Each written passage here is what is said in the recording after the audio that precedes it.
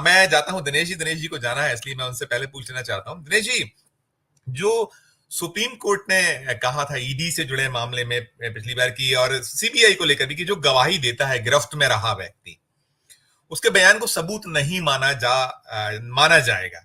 और केजरीवाल का जो मसला मामला है उसमें साफ है कि जो वो माकुंटा रेड्डी के बेटे वो राघवा रेड्डी हैं, उन्हीं के बयान के आधार पर गिरफ्तारी हुई थी।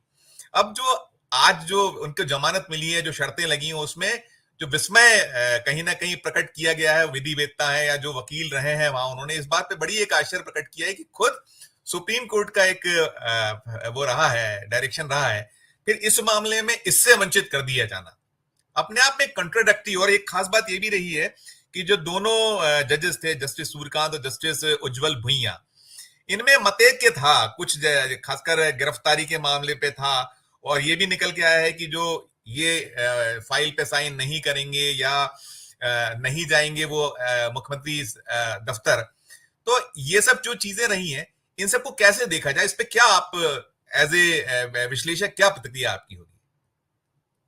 अनम्यूट कीजिएगा, अनम्यूट अनम्यूट। पहले तो मेरा आप सबको प्रणाम।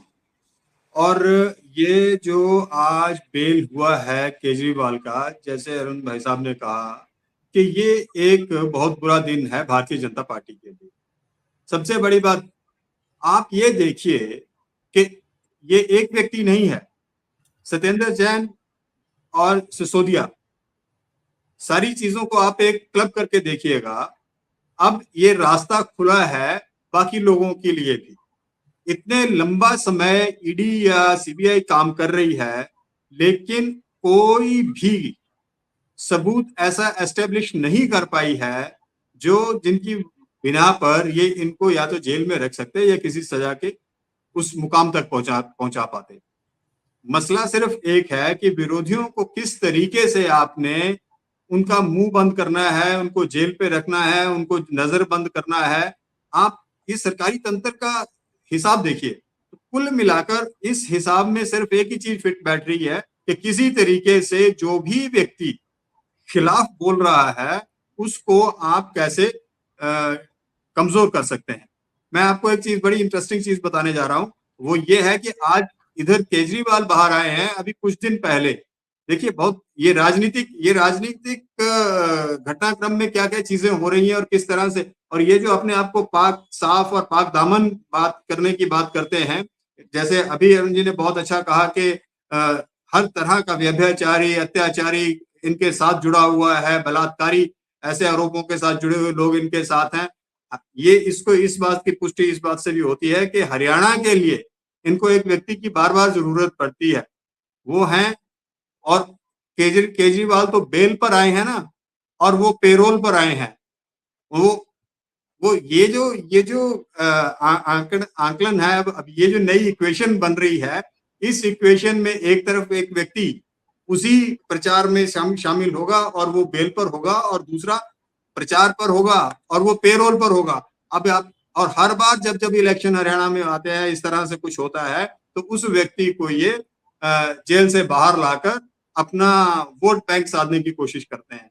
तो कुल मिलाकर ये जो मसला है, ये इसी तरह से आप देखिए इसका नजरिया और इसके कितने रिप्रिकॉशंस हैं। अभी एक प्रेसिडेंट, जब कभी भी सुप्रीम कोर्ट या हाई कोर्ट में हम किसी अपील या दलील में जाते हैं, तो वहां पर आपको प्रेसिडेंस देने पड़ते हैं कि उस केस में ऐसा हुआ था, उस केस की वजह से ऐसा ये इसलिए यहाँ पर सजा दी जाए और इसलिए सजा माफ की जाए। तो you have to quote some precedents. तो हियर अब new precedents has been set, और ये बहुत बड़ी जीत है लोकतंत्र की और न्यायपालिका की, कि बिना वजह किसी व्यक्ति को जेल के अंदर रखना, और वो भी उन लोगों की गवाहियों पर जिनकी खुद के क्रेडेंशियल्स जो हैं वो डाउटफुल हैं। ये बहुत बड़ी बात है। ये आने वाले दिनों में बहुत लोगों को, जितने भी सताए और हताश हुए लोग हैं, उनके लिए ये एक आज जीत का जश्न मनाने जैसी बात है। जो रिपरकेशंस है उस पर आप लोगों ने एक प्रकाश डाल ही डाला है। इसमें एक खास बात ये आती है, वही कि अब बैल पे है चीफ मिनिस्टर, इस्तीफे की मांग, नैतिकता की बात, शर्म की दुहाई की शर्म करके दे दे, नैतिकता को लेकर दे दे। इन सब पर दिनेश जी आपसे लेकर मैं अजय सर तक जाऊंगा। आप शुरू किया। और हिमाचल पर जो एक बात हो रही थी, वो जो हिंदू मुस्लिम मैं वाली हम दिन में हिमाचल भी बात कर रहे थे उस पे कि वो कैसे पंचर हुआ वो मामला। सुक्खू ने बड़े क्लेवरली उसको प्ले किया। एक आध दो लाइन उस पर, बाकी फिर मैंने जो पूछा उस पर। मैं सर हिमाचल की छोटी सी बात करके बात निकलूंगा। जी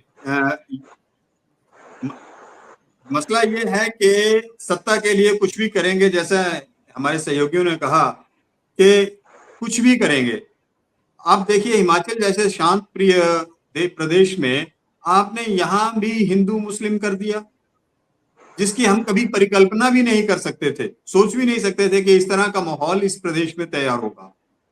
मस्जिद का मामला था, कोई आपत्ति थी किसी को, बहुत सारे ऐसे मामले हैं। आज अगर हम किसी भी, हम शिमला शहर की बात करें तो चाहे वो हिंदू है, मुसलमान है, सिख है, ईसाई है, हजारों हजारों ऐसे मकान होंगे, हजारों ऐसे घर होंगे जो in violation of TCP act होंगे, town and country planning act के।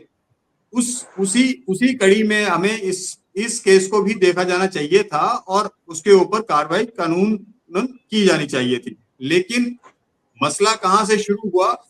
मसला वहां से शुरू हुआ कि वहां पर आपस में दो लोग झगड़े और जो एक भागा झगड़े से, वो भाग कर उस मस्जिद में जाकर छुप गया और बस वहीं से वो विवाद, वो आपस की दो आदमियों की लड़ाई थी, उसमें कोई राजनीति नहीं थी। किस बात को लेकर थी वो अलग इशू है, लेकिन वो झगड़ा टू इंडिविजुअल्स आपस। लेकिन आपने देखा हजारों लोग, और इससे भी दर्दनाक पहलू क्या था कि जो लोग वहां प्रदर्शन कर रहे थे वो हिंदू थे और सामने जो सैन्य बल या पुलिस बल खड़ा था उनमें भी उन्हीं के भाई बहन और वो सब थे, और वो आपस में ही उलझ गए।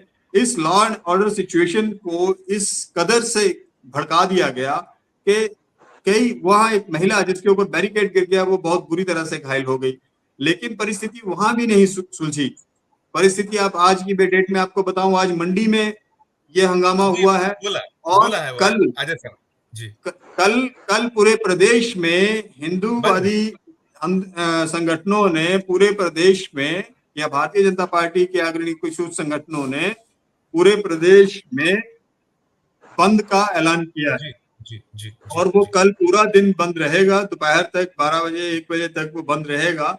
तो उससे क्या फायदा और क्या नुकसान होने वाला है वो अलग चीजें हैं, लेकिन आम आदमी के जहन में क्या चीजें जाने वाली हैं, किस तरह का एक माहौल वातावरण समाज में पैदा हो रहा है, वो बहुत भयानक है। और हिमाचल की देवभूमि जो है वो इससे बहुत आहत है।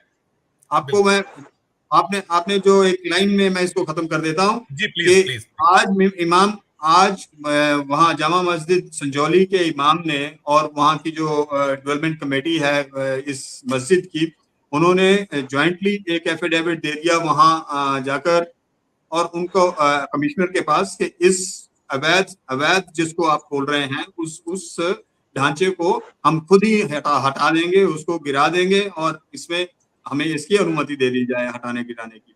तो मसला यहाँ पर खत्म हुआ। और सबसे बड़ी बात जो उन्होंने कही कि हम ये जो चीज है, ये हम अपना जो एफिडेविट दे रहे हैं वो इसलिए दे रहे हैं ताकि प्रदेश की जो संस्कृति है, प्रदेश की जो देव संस्कृति है या भाईचारे की संस्कृति है और जो मोहब्बत की संस्कृति है, उसको हम खराब नहीं होना देना चाहते।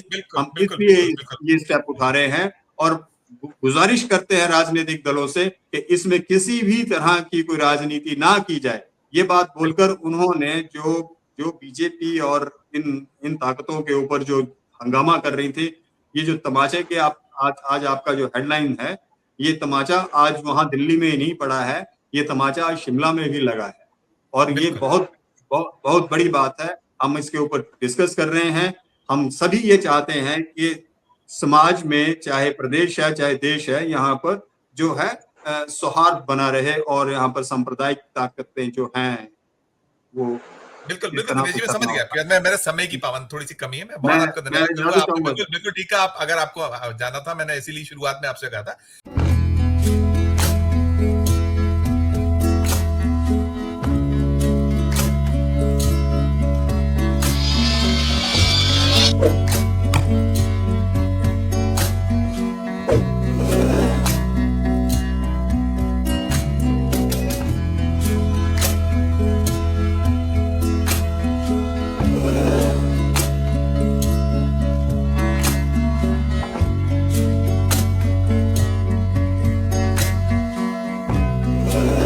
धन्यवाद।